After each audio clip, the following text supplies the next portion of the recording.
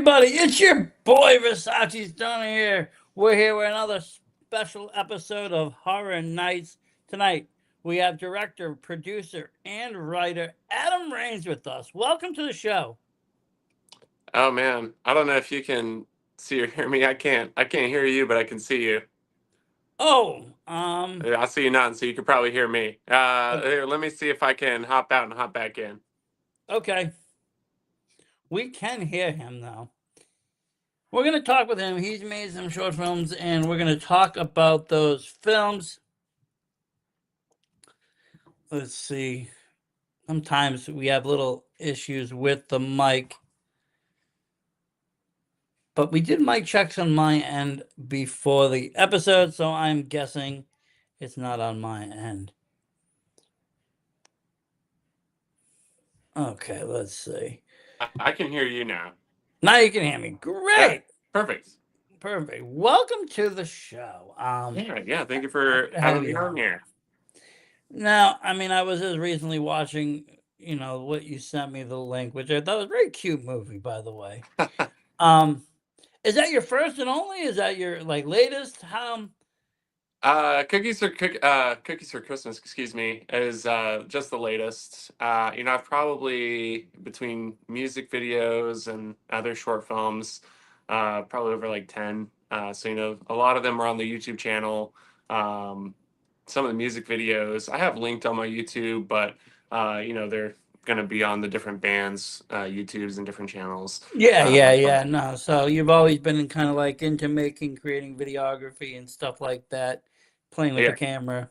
It's fun, I have to say. I like to do short videos of myself, and even the hard stuff, even the boring stuff becomes fun at some point, like grading and making things look cool, and playing around with even light and texture and darkness and shadow.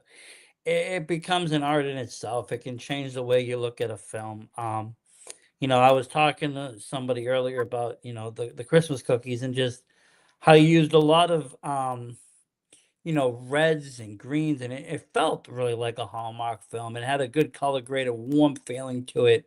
It made me feel, like I was watching like a nice family film. Had I not, known about it or, known anything else. And it was kind of a good homage to a lot of like the films I grew up with. In sense of, things like Tales from the Crypt and such, where they had, like a deranged Santa, hmm you yeah. know. Yeah, we've got that a few times.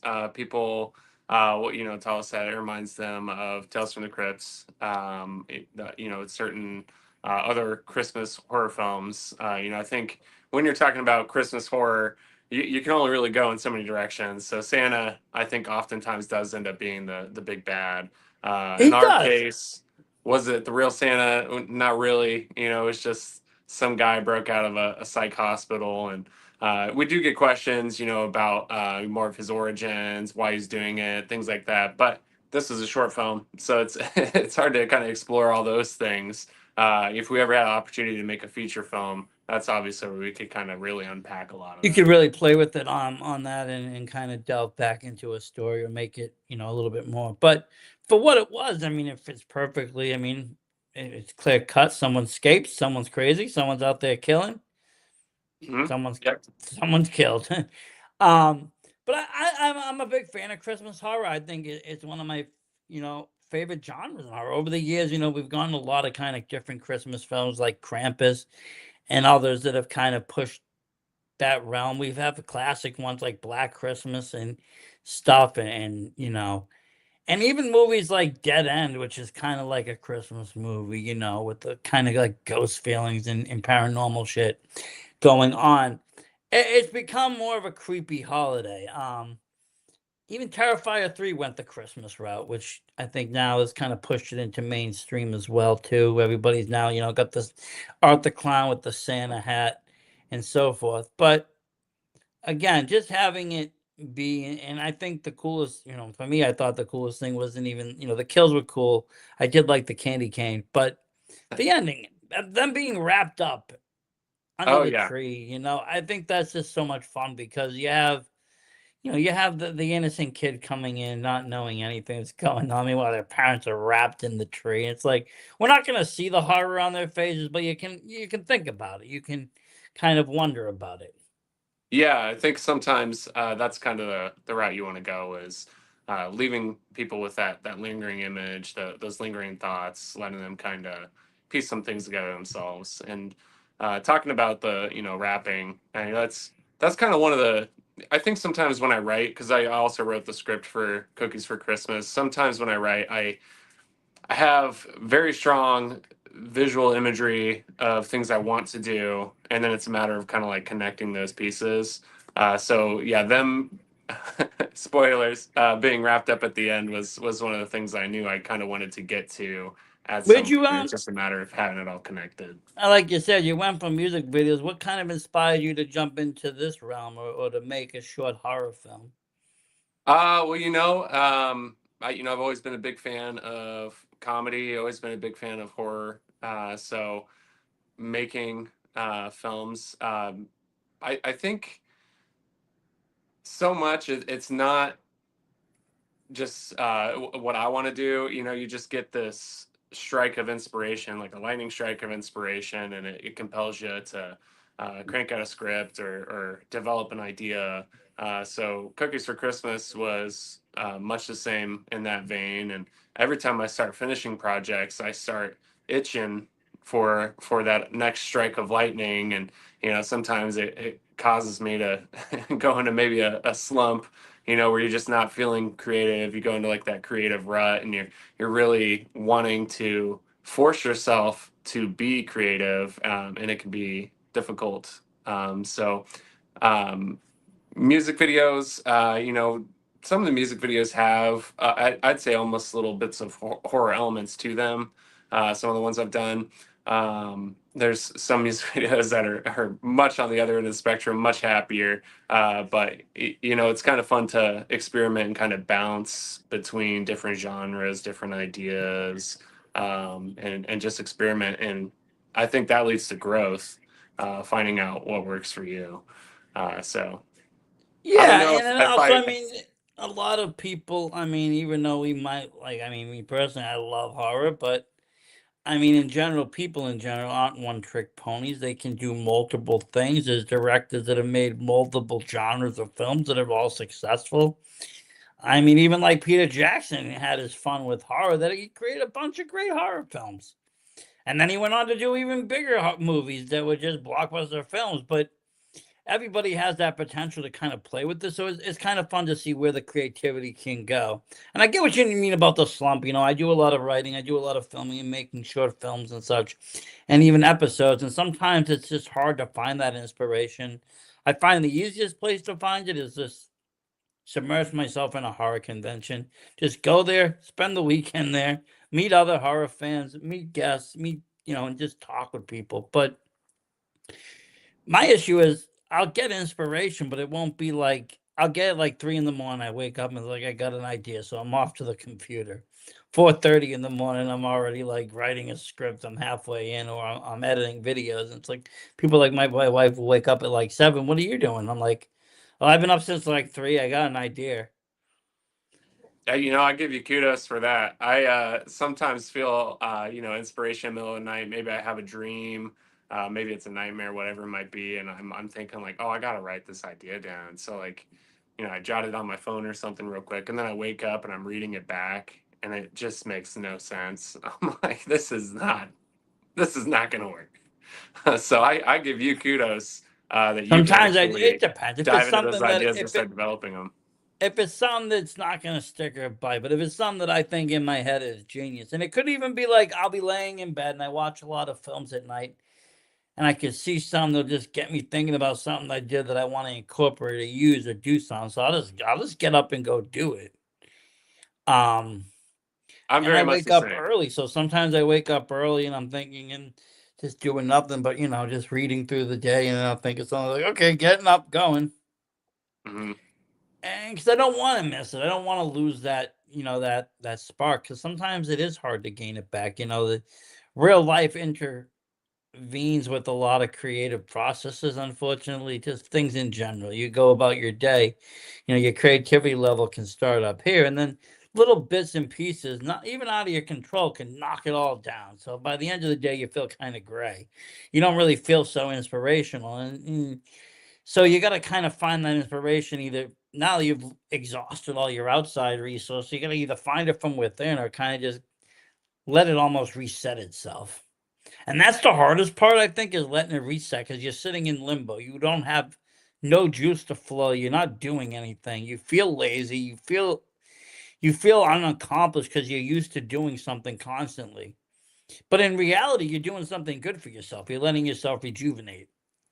And I appreciate you saying those things. I was at a film festival earlier in 2025, and I went to one of the filmmaker panels, and I basically alluded to this slump, this creative slump I get in between projects. And you just really get down on yourself because, like you said, you're so used to doing things that when you're not doing anything, you feel not yourself. And they more or less kind of dismissed the idea or the feeling. I don't know if I don't know if they were sincere or if they don't want to admit that they feel that sort of thing too. But it's nice to have other people acknowledge it. So thank you for that. Well, yeah, no, and I think anybody that is creative has a slump. I don't think anybody can just be 24/7 creative.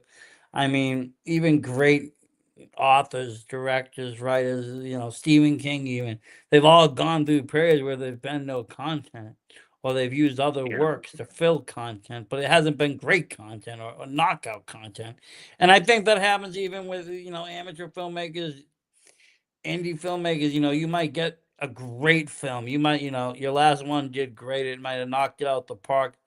Your next one, maybe you won't think it's that good. Maybe it won't be that good. But it's not because of anything. It's just because sometimes you just can't hit home runs every time you're up at bat. It's very rare to even do that. So many people have like a list of movies, but they're known for 5 or Yeah. 6. And then you go and watch their other movies. They're good because you're a fan of the director, you're a fan of their style, but you know that they're not as good as the other films that made it bigger. Right. But I still tell people all the time, and even myself, just whatever it is, put it out there. You have the idea. If it's a completed, finished idea, put it out there. See if it sticks. If it don't stick, it don't stick. As long as you're not losing bank, you're not losing your shirt, you're not losing everything you own on it, then you're having a little fun. See where it goes. Um, Yeah, you I mean know. that's probably the only way to really grow is to put yourself out there, see what works, see what doesn't work, and to your point, not everything's going to hit it out of the park. And I think sometimes it's hard to know what is and is not going to be successful. In the moment, you can feel like this is a good idea and you can always execute the idea to the best of your ability, but how it's going to be received is completely out of your control. It especially nowadays, things like algorithms, politics, mainstream media, like all these different external factors, things that are happening Oh in the world, yeah. they can I mean, completely derail any sort of idea you might have or any excitement or momentum you pick up. And then to that same point, film festivals, I I think once you get to a point where your film is technically proficient, it just comes down completely to taste of whoever is screening it because they can objectively say, it looks nice, it's good film, but for whatever reason, they just aren't going to schedule it for that program. So I think a lot of people beat themselves up over that sort of thing too. It's very easy to fall in this um, beating yourself up trap as a well, yeah. I filmmaker, mean, thinking I like I people think don't like with my that stuff. because some even like anywhere else in the world, some of it's even who you know. If you know the people that are doing these screenings, well, obviously you have a better chance of getting in these festivals. Yeah. And some of these people do; they're good friends with them. Yeah. Some of these people that own small films are actually the people that put on the festivals Yeah. because they get to screen their own film and then they take on other people to cover their cost. There you go. Yeah, they just have And a there's many things in it. Sometimes it's backstage politics. It isn't always about what you've done or who you are or what your content is. Um, Unfortunately, we do live in an age, like you said, though. You know, back 70s, 80s, yeah, things were different. But you put out a horror movie, people just figure it's a movie. They left it at the theater. They left it. Today, you trigger somebody with it, and it gets into a political realm. You're screwed because the movie gets criticized, or that part gets criticized or torn apart one way or the other. It doesn't matter which. Politics, religion, all these kinds of things are just can kind of tear things apart these days, whatever it is, even music. The same thing happens in music all the time. People put out a song, it doesn't go with the grain, or it's going against people and people don't like it, so they tear it down. And it just kills that creative flow where it just sometimes people put stuff out not for with any message at all. It's meant to be out there. well, and I think that's more my line of thinking when I'm making things. People sometimes will ask, like, "Oh, what's the deeper meaning? Oh, is this like a metaphor?" Right? And we think about filmmaking, and sometimes they say, what do you want to tell the world?" And where I'm at is I don't think anything I'm going to put out is so deep. And that's not to say you can't make a deep film, but a lot of the things I make are just supposed to be entertainment. I think we've lost that a little bit as a society. We think, what are you trying to say? It's like, well, some things can just be for enjoyment. You can just like something. This could just be a fun watch. It could be a fun ride. It doesn't have to be a And sometimes, movie. I mean, I'll be honest, I've made things because, like, I played around with film and camera. I don't got a crew assist myself, so none of the stuff's super great. But you know, it's getting there. And I made one film called The Shoes, and it started off as gonna be as one way, and it was about me finding a pair of shoes that were just whatever. And then I ended up adding to it and adding to it and improvising and changing. And by the end of it, I added another scene at the end. And some people gave it negative criticism. They're like, I don't like the way you ended it, this and that. It leaves too much open, it leaves too many questions. And I'm just like, yeah, but you gotta understand, if I was gonna go into the original backstory that I had in my mind, we'd be talking about like talking like a Star Wars trilogy just to explain it. It's like I gotta cut all that out. I got 8 minutes to make something, make it Yeah. work.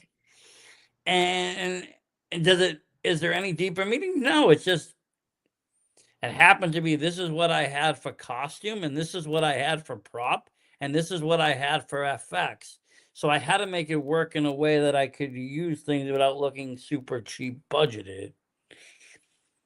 Sometimes that's all it is. It's just a matter of what you can do out of necessity. Could I go back and film it differently? Yeah, when I get a budget or some other better effects. People do that all the time. They remaster their films, or they take short films and turn them into features, or do other things with it. Well, there's some questionable examples of that. I think what was it, Cabin Fever? They remade Cabin Fever almost shot for shot. Uh, Eli Roth's Cabin Fever, excuse me. I think there was one Yeah. before that. And we talk about going back and doing it again. I don't really know what the purpose of that was. No, that was unpurposeful. That one I will agree there that I don't think should have been done. But there's been films out there like Happy Games. They did a great job making it shot for shot for the American audience. Yeah. Well, sometimes it doesn't work. I think about Old Boy, the American version. I don't know. It followed so close to the story. I really didn't think they were going to go the into the incest stuff in the American version, and then I believe they did, and I was surprised they did. But for that story, it really worked in the international version. So I didn't think they'd make it an American. For some reason, yeah, the American version, I just don't think it really worked for me. I don't know why, but yeah, it's Yeah, I mean interesting that's how the thing. And sometimes for things me, a work, lot of the sometimes they don't. American versions don't work. That's one of the rare Yeah. instances that I was saying is Happy Games is that's because Funny Games rather, and that's because again, it was the same director, but a lot of the times when these films get remade for the American audience, it turns into a blockbuster motion picture with a happy ending and a hero and this and that. But if you go back and watch the foreign film or the original film, it's very bleak ending, very dark. Like Speak No Evil in the original, foreign film, the ending is just the ending. The parents get killed. This one happens. This ends. The American version comes out later on, and they got the mother being an action hero. She saves the Yeah. day. This is a happy ending. It's like, okay, I get where you're coming from, but sometimes it's horror, and horror needs a bleak ending. You don't need it to be happy. And I think we as a writer, when we're coming at these characters, there could be different ways to do that, to set things up, because sometimes, and we see it sometimes in film. It seems to be a lot of times in the horror genre. It ends up being these quote unquote bad movies. We just don't care about the characters because there's like no character development. Like we just don't care about them. So then we end up kind of rooting for the bad guys because we're like, I don't know what's going on with this person, but I do kind of want them to die. Right? So it could kind of be a good thing. But to your point with like Speak No Evil, I don't think that was the intention of like, trying to flip the script and make people feel certain ways. I think they do have higher ups, wherever it might be, that say they want endings to be a certain way. So whether it's the writer or the director, whoever has to compromise to get things made, I think sometimes they're willing to bend so that they can get it made. Yeah, no, that is true, and that's really the most corporate way you probably could do it, unless you can fund it yourself and distribute it yourself and so forth. But like I said, you see these great films from like French, like Martyrs and like High Tension with just crazy endings, crazy plots. You don't really get that out of the America. We get more of the gore effect. We get more, the Yeah. Terrifier effect. The let's chainsaw somebody up his ass. Let's cut off heads and shit. But the psychological abuse and physical abuse gets kind of omitted a lot of the times, which can be scarier because it can resonate with people. Realistic. Realistic. It resonates with people. There's people that won't watch Martyrs because the violence is so realistic. It's not so much that it glorifies it, but it puts it in a way that it seems like this is plausible. This could happen. Could a clown go out and kill people? Yes, but could it be Arthur Clown with all this supernatural stuff? Probably not. But human on human crime can happen anytime, anywhere, and I think that's the scariest thing. That it's the boogeymen that we don't know and can't see, or the ones that we're living with that we don't know about. Yeah, Especially they're as definitely. children, when you see movies with children involved. I watch a lot of J horror too, and a lot of times they use children in it, because their parents were either bad or done something bad to them. Again, it hits a different kind of a string in horror or as emotions pull. Because a lot of stuff now for me is just like I said, a lot of you know slasher films don't really do it because it's the same. After you've seen one or two or three, now you're just looking for effects. You're looking for murder effects. You're looking for kill effects. How are they going to do this? How are the kill shots going to be? It's more about that rather than the storyline. Yeah, well, I mean, for sure, right? We keep talking about Terrifier. I I haven't seen the third one. I've seen the first two, and I very very light on story. I have no idea what's going on. It just seems like they're trying to get from kill to kill, right? It is, So but it's one of those movies that I talk about because it did break the barriers in our modern times from being a totally independent film that nobody wanted to touch to being a money making franchise where people are buying toys. Toys are flying off shelves. Costumes are being bought. A lot of merch. Talking about a fourth film. It still doesn't yeah, have that Hollywood backing, but people like it. And the yeah, plot doesn't make any sense whatsoever. It's there's 80 movies out there that did a better job explaining things that are on Tubi right now. But yeah. the I think visions I that think he they had know. in I think they know what they are. They're very good at doing what they do, and I don't think they should change a thing. They've found their little niche, and that's where they're Well, I seeing think success and they the think people are chaos in the scoring. movie is what makes it work. It doesn't need that plot that people can figure out. I think it needs the speculation because it's a slasher film, because it's a clown film. It needs that people to speculate. Well, who's behind this? Who's this? There's no definitive answers or clear answers of what's going on, which gets people to talk, and that's what helps it. I think people talking gives it lore. People getting interested. They want to know more about it.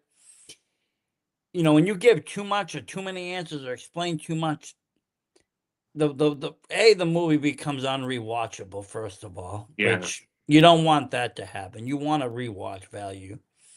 Second thing that happens is it gets kind of flat. There's no more digging you can do in it. I remember the early days of movies. You would go on the internet, start digging all this information, and try to find out stuff or cool facts and stuff. Once you know everything about a backstory or everything is explained, definitively, which a lot of directors won't, or will do it much later. They'll let it brew for years, but definitive answers kind of kill off all this kind of fandom.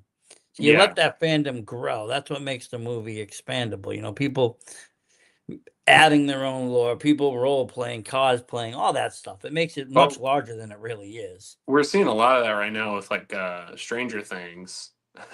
People not wanting to accept the ending and things are done, and that's I think probably a double-edged sword for the creators, because it seems like it is done, but so for them it's probably hard to see people wanting more, but at the same time, it has to feel good seeing people want more, to not feel like you've overstayed your welcome, to the point where people are waiting for you to leave. Like I feel like Walking Dead Walking Dead went way way too overstayed long. its Yeah, welcome. Way too long.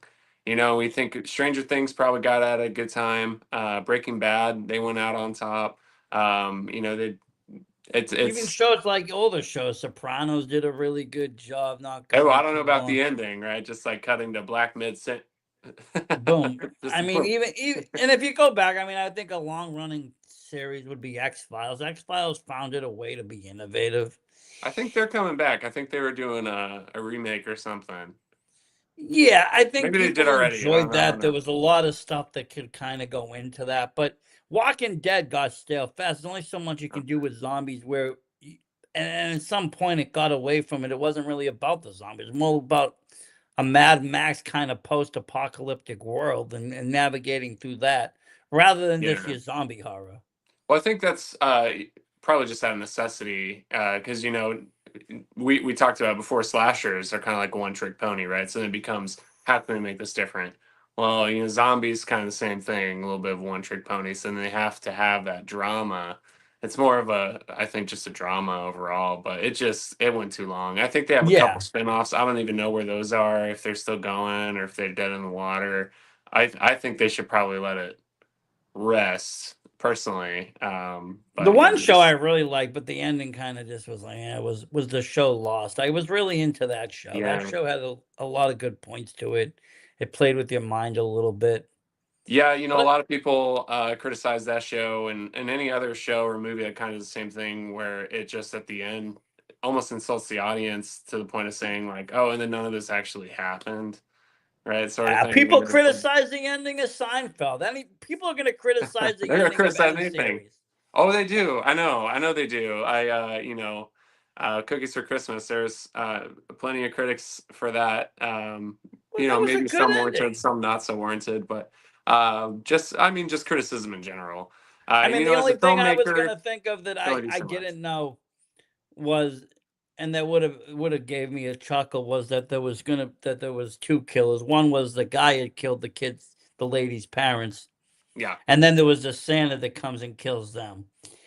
That was the only thing that I was thinking that maybe could have happened, because he was kind of just already there, but then I saw the parent, laying down. You kind of see, and then you see the Santa kind of reach for the phone. I'm like, oh, okay, Santa did it. there you But go. at first, Yeah. I did think it was the boyfriend, or the kind of guy that was kind of there, the hometown guy. That's So I'm funny you like, say that, because when we were in the writing process, that is something we considered doing. But when we were actually writing this, it was a little too close to when Barbarian came out. So we Yeah. kind of just pivoted. We hadn't really decided what we were going to do. But that was an idea we tossed around, and I kind of nixed it because I said it's, a little bit too barbarian, where we're trying to pull the rug out from under you, sort of thing. Because we were going to Killer go within down a the route of killer like, within a killer. Yeah. yeah, we were going to be like, oh, maybe we make her think it's him, or maybe it is him, or whatever it might be. But had that But movie not come out, it would have worked great. yeah, yeah. He was definitely the role for it. He was like almost too nice or too friendly and just something Oh, off. and he's that way in person too. His name is Jason Potter. He's such a nice guy. Really, really talented actor. And he also does some things behind the camera too. But really incredibly nice guy. Joy to have on set. And it's funny, we talk about criticism. Somebody I think had commented on YouTube about his character, saying, God, what'd they say? Good riddance to the creeper or something like that. Like, I was like, what? No, here within the universe of Cookies for Christmas, Matthew is genuinely the nicest guy. Like, Just a he's good not a guy on a he's just Christmas a Eve good night. guy. He's just helping out. He wrong place, wrong time, sort of thing. But But in a lot of those Hallmark movies, that's how it is, right? It's this it guy's is. too good to be true, right? But the thing And is the that's world weird. the the world isn't used to nice people. The world are used to just Oh people no. be faking nice. So when they see someone genuinely nice, it scares them more than anything. Yeah, I think you might, if you're more from a smaller town, you might be more used to that sort of kindness, Yeah, where I'm it's from just like Boston. people We don't helping really each see other. nice people out here. No, no. It's something I was surprised. I years ago helped a friend move to New York, and uh, or not. We were going to Connecticut, excuse me, but we drove through New York, and we were driving through the city at one point, and we had to get over. And we were so stressed. There was just so many lanes we had to get across, and we were like, "Oh, we're gonna miss our exit, right?" And turn on the blinker, and everybody immediately let us in. Every single time, people immediately let us in. And I was thinking like people were just gonna be so rude and honk at No, us or no, not let that's us in not or like whatever it that. might be. I wouldn't say people aren't like nice. People are generally nice. It's just people don't want to be. People aren't friendly. They don't want to talk. It's No, hard to get yeah, people to talk. Even I think that's a post-pandemic thing anyway. People just don't want to be bothered with other people. They just want to kind of stick to themselves. I, it can be, I think, an American kind of thing too. I think in some countries, it can be seen as rude to ask people how they are, right? Which seems so silly to us. We're like, oh, that's just like an opener. He's like, hey, how's it going, right? But like in other Mhm. countries, it's like maybe rude. It's like, It's you don't almost know who I am. That's none of prying, your and business, right?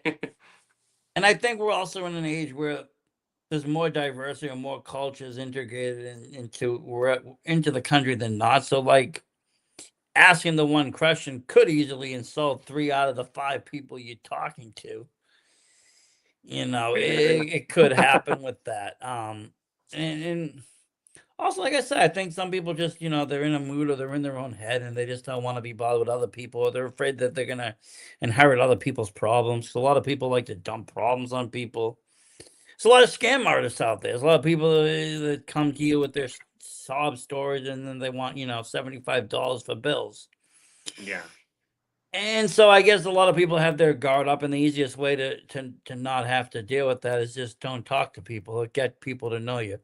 Which, I mean, I don't blame them. I like I said, I like the horror cons because when you go to the horror cons, you're stuck with horror fans.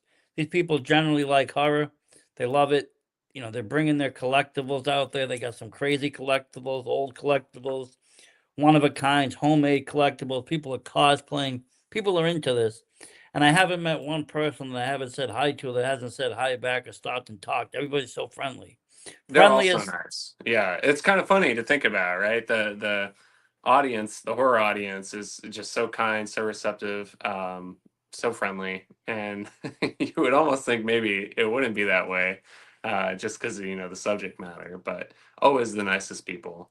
I think It a lot of is. times It's funny. this It's audience just can is. kind of separate, you know, uh, what's happening on screen from reality, right? So And they can be nice, they can be genuine, and still enjoy, this different gory horror films and whatever it might be. Oh yeah, and even some of the horror guests or the movie stars, when they go, like I've met many of the Jasons, like Kane Hodder and C.J. Graham and stuff. Some of the nicest guys. I mean, sitting there talking. I met Bill Moseley. He was super friendly to talk to, and he played psychopaths and killers and so much on TV. But at the end of the day, they're just, again, they're actors, they're characters, they're really talented, but they're also just human beings, and above all, and then even that, they're human beings that like horror movies. Yeah. And at the end of the day, we're all just human beings that like horror movies at that convention. So the kind of status just gets dropped, and everyone's just a bunch of humans that like horror movies, and we're all on the same level for a little bit. Yeah. Yeah. And it's nice Uh, to kind of, go to a little bit of a different place where you can not focus on bills or your car or issues or whatever it might be. You can just focus on having a good time, I enjoying the think movie. that's I why think a I try movie to is go to art them for escape the for a lot of people. inspiration. That's why I that's why I think I go there for the inspiration, because you can leave all that other stuff behind. You can just talk about the Yeah. creativity. Plus, you're listening to panels, you're talking to people, you're watching, different screens, different short films. And you're getting picking people's brains and such. It's always, you learn something new, or you gain some new insight on something. Oh, hey, I could try it this way, or I didn't think about that. Especially when I like to talk to the vendors and get to know, all the directors that got their films, and all the authors that are selling their books. And I like to sit and pick their brain too. I go get the guest done first, get my shit signed, put it all in the car, and then I just walk around and talk to the vendors and talk.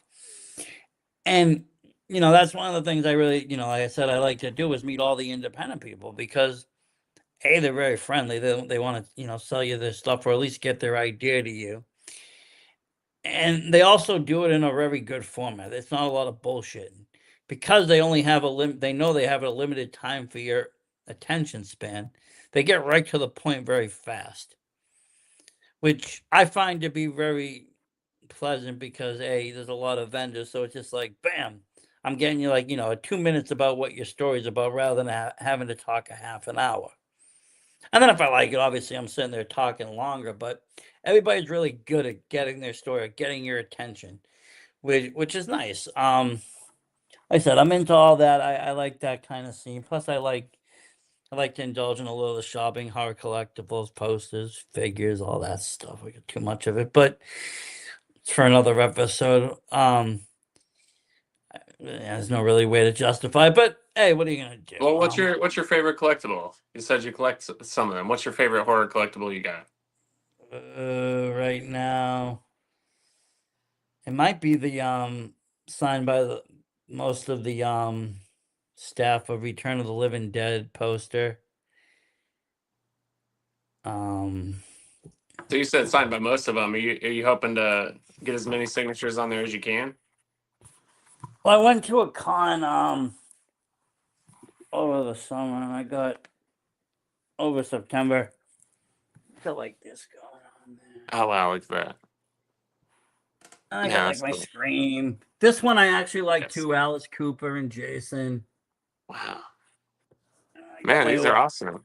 my old Cannibal Holocaust poster, which I do like that too. I picked that up along the way.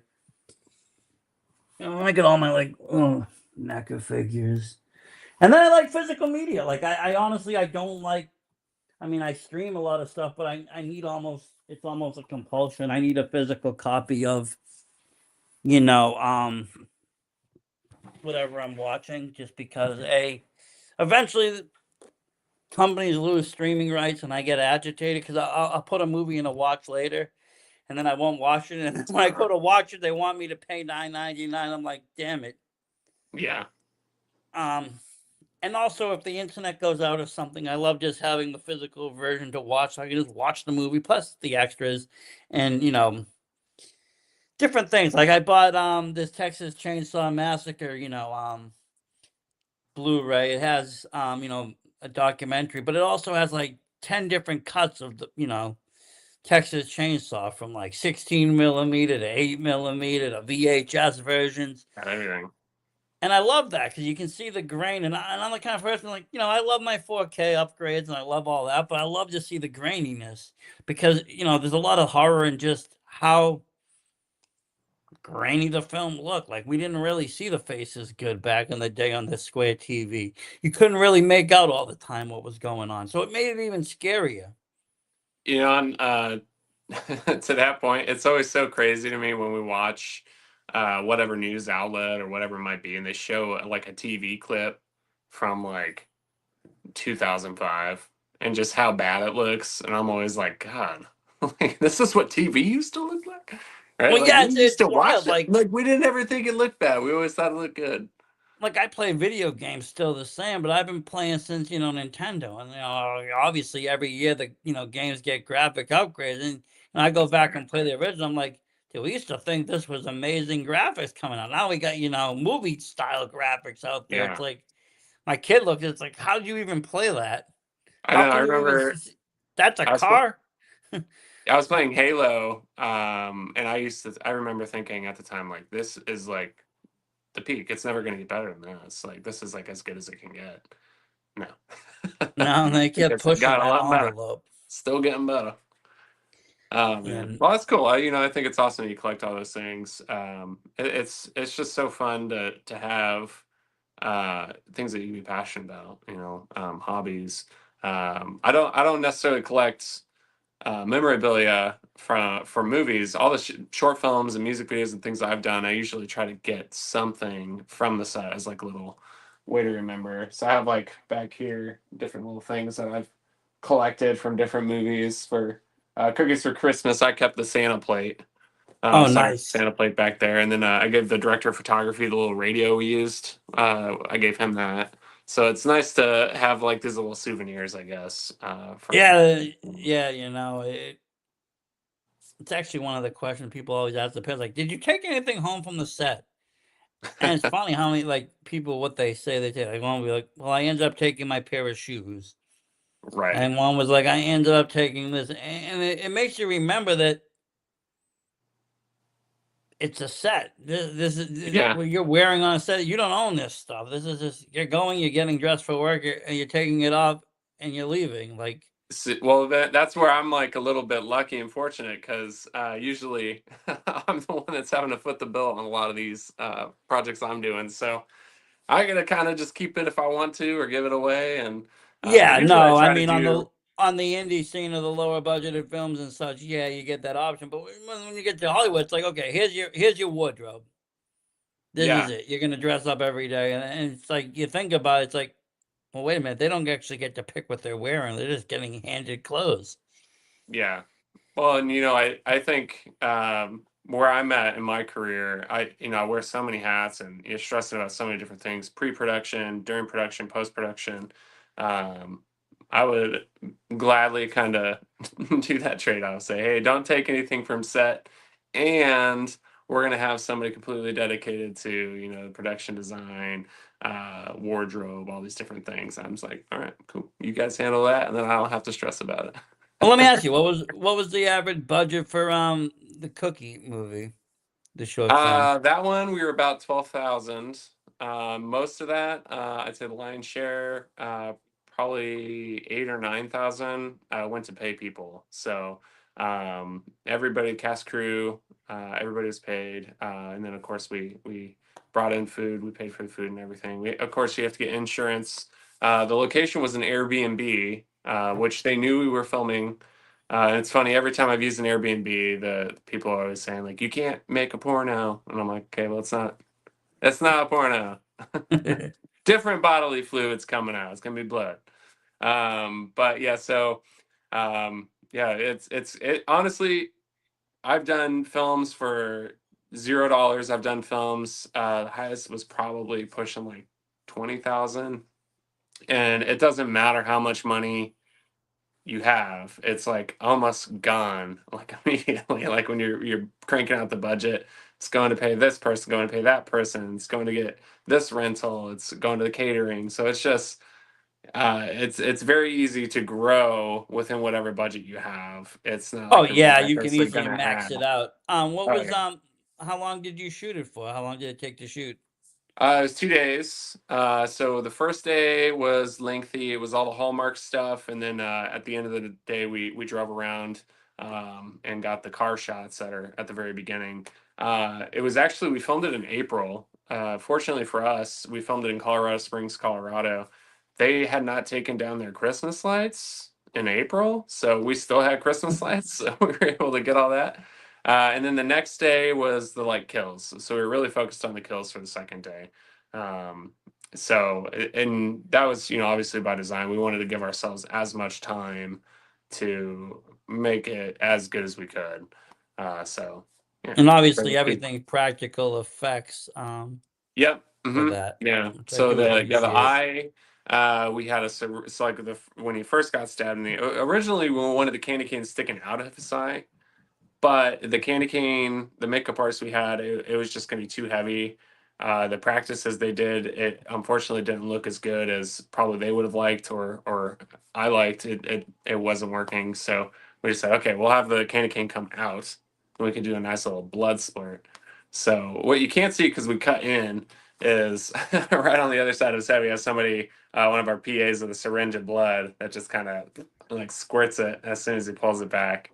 I give him like a 3 count. It's like on three, 1, 2, 3, sort of thing. And then we had Well, extra blood at the end, and we did this giant like Quentin Tarantino, just blood splatter like shooting out his eye, just because we had it, and we were like, well, let's just do a ridiculous fun one.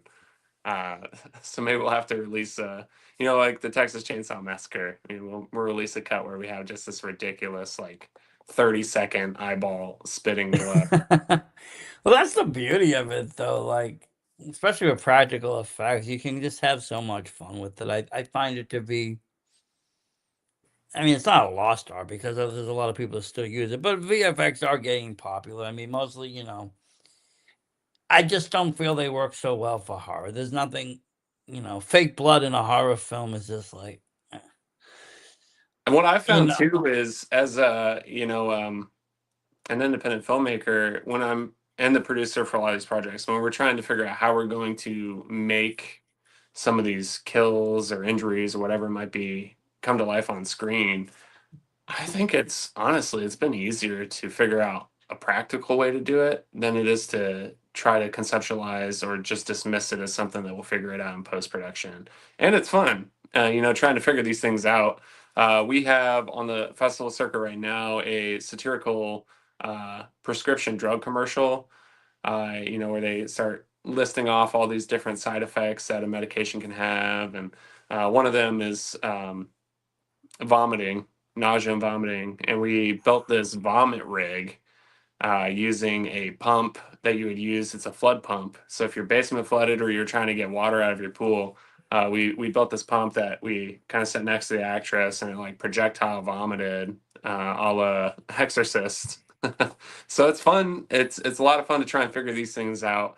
And the final pump we had was like the third iteration or idea of what we had originally conceptualized.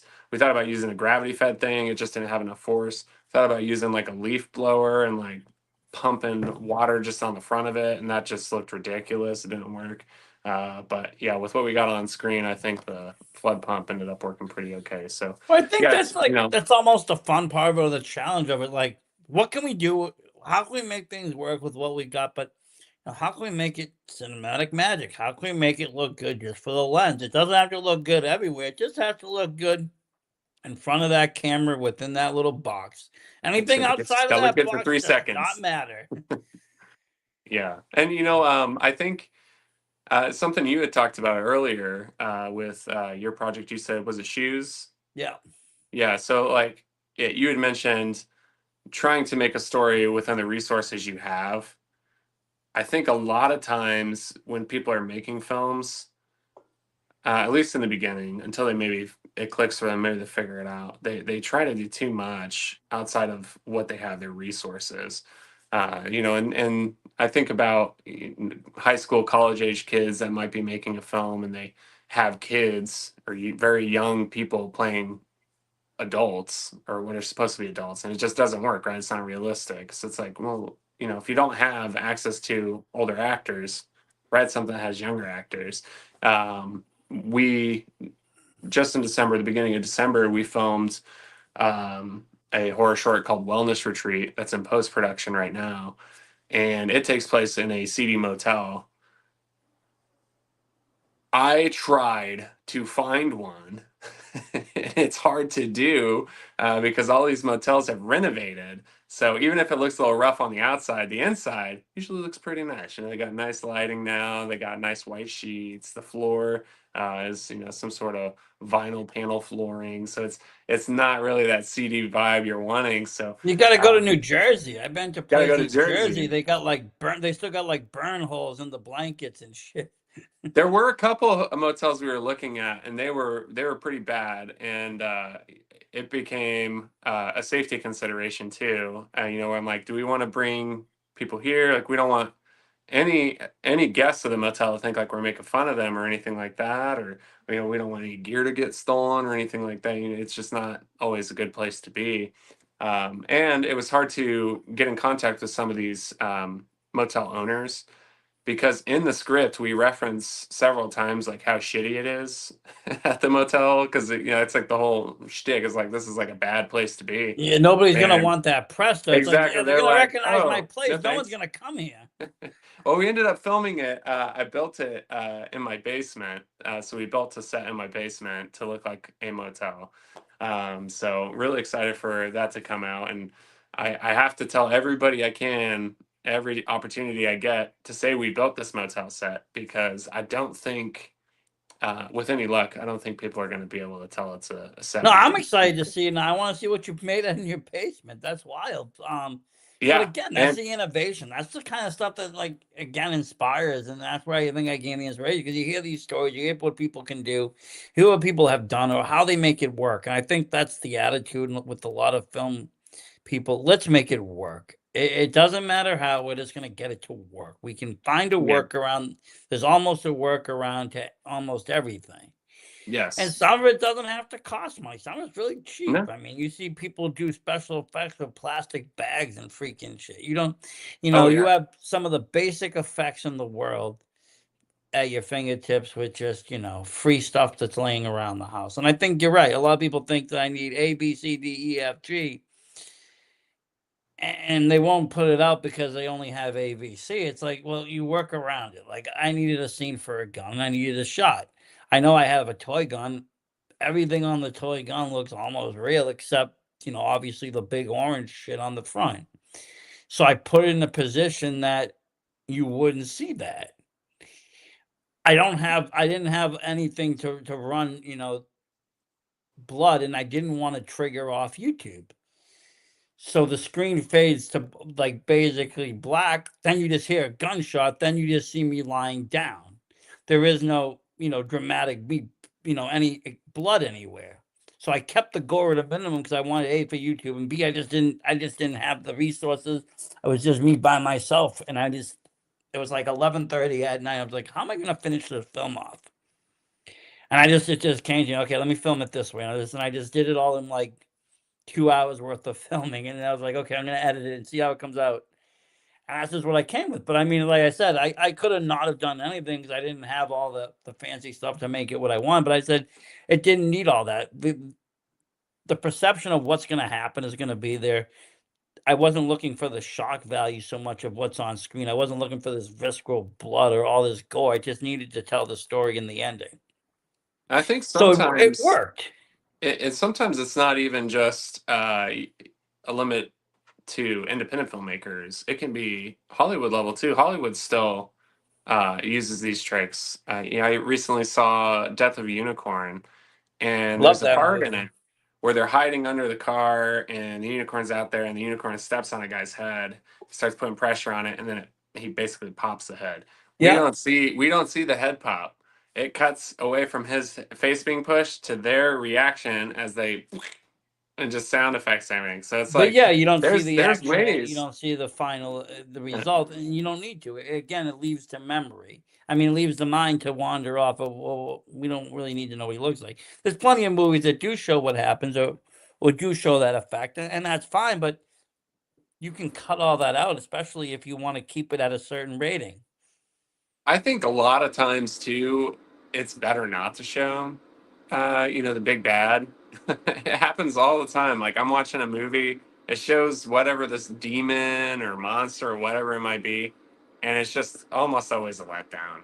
Like I'm thinking it's going to be something way scarier, way grittier, whatever it might be, and then it shows it, and I'm like, eh. It's a You Jeepers know? Creepers effect. I love Jeepers Creepers until I found out the creeper had wings and was like a monster, and it wasn't like some demented human being. Yeah. Sometimes the human's more scarier than the monster. Well, nothing scarier than the last Jeepers Creepers that came out, Now that was pretty in a bad scary. way. I don't know if you've seen it. It is I don't something know. I think else. 3 was worse than 4. I don't know if The I saw three. I saw the first one. I saw the school bus. I don't know third if I one saw went three. straight to Sci-Fi Network, and I just didn't like it. Yeah. 4, Fourth one was bad, like bad, bad. It was like all yeah. green screen. I was like, how did this get made? And it's it's interesting too because we're talking. Well, at least I am. I think maybe you share the sentiment. We're talking poorly about it, and I'd really like to know like the story about how it became what it ultimately became, because I'm sure at some point it was not supposed to be that, right? It was supposed to be genuinely great, and then just along the way, and I've experienced myself, production hiccups start to happen. You lose your director, you lose your writer, you lose your actress, whatever it might be, and then Well, I mean, I you think talk the about first thing is pivoting. they lost some of the actors. I mean, you had a really decent cast on the first film. First film was fine. Second film, now you got a bigger cast. You're not talking about a duo or three. You're talking about a school bus. They play more on that factor. But again, they're also working off of almost like an it factor where like every so amount of years something has to feed and this thing feeds. And now they have to incorporate they didn't film that movie right after, so they have to make it look within the same time period that the Right. last feeding happened. But then they let the beast get captured, which okay. But now if 2 had ended and that was the end of the films, I would say, okay, fine, we're done. But then 3 came along and it's like, well, how do we get to here?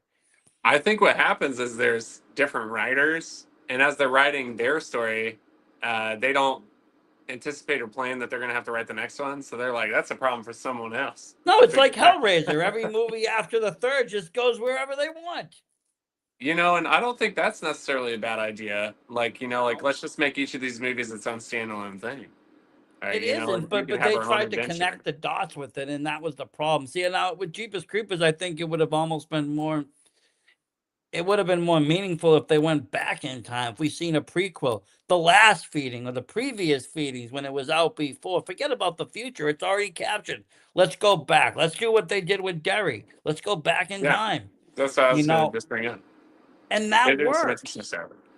That works. Everybody wants a prequel. I think prequels are better than sequels in a lot of ways because people want to know the backstory.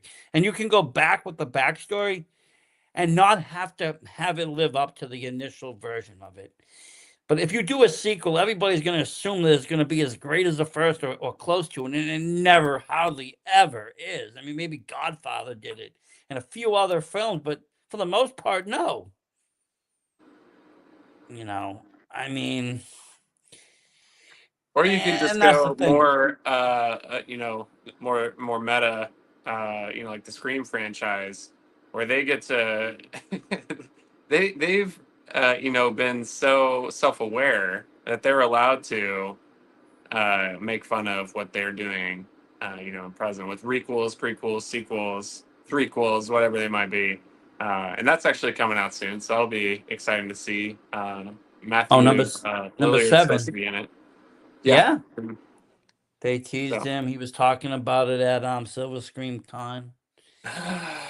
I feel like he's probably, I don't know what his role's going to be. It would have, I don't It know. could just be a flashback role. Who knows? I mean, Something.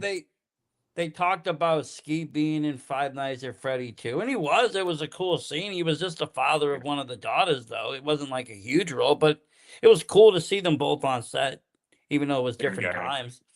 It plays the nostalgia. It plays into Scream. Scream was a great movie, and when that came out, again, it played with people's minds because there hadn't been a really good. There've been a lot of slashers, but there's never been a really good whodunit slasher. Maybe since first Friday the 13th, like we didn't know who the killer was. Like always the killer's note. You know, Nightmare on Elm Street, killer's shown in the first shot is Freddy. Michael Myers is shown here. Like everybody's shown up front. Scream, we didn't know. People love that. And I remember being in theaters and people walking out scared. People leaving the movie before it ended scared. Grown people. You know, I was in my, early late teens, mid teens. What was it, 98, 97? So I was like mid teens. And I remember like 30 and 40-year-olds, people my age now, walking out of the theater because they were scared. Do you think we'll ever get that back? I don't know.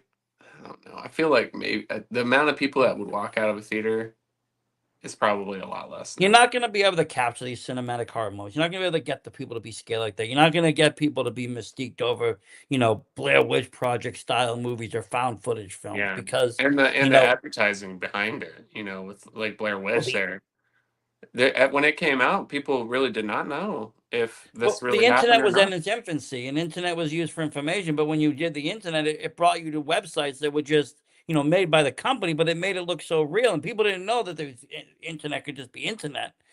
So you Yeah, would have don't these let the fake internet get websites. high. Yeah, but it was fun. People enjoyed it. People liked it. You didn't know. People didn't know. Yeah, I remember doing a panel recently with them talking, and they were just like, it's great for all you guys, but we didn't get to enjoy any of the post film. We didn't get to go right. to any screenings, nothing, nothing at all.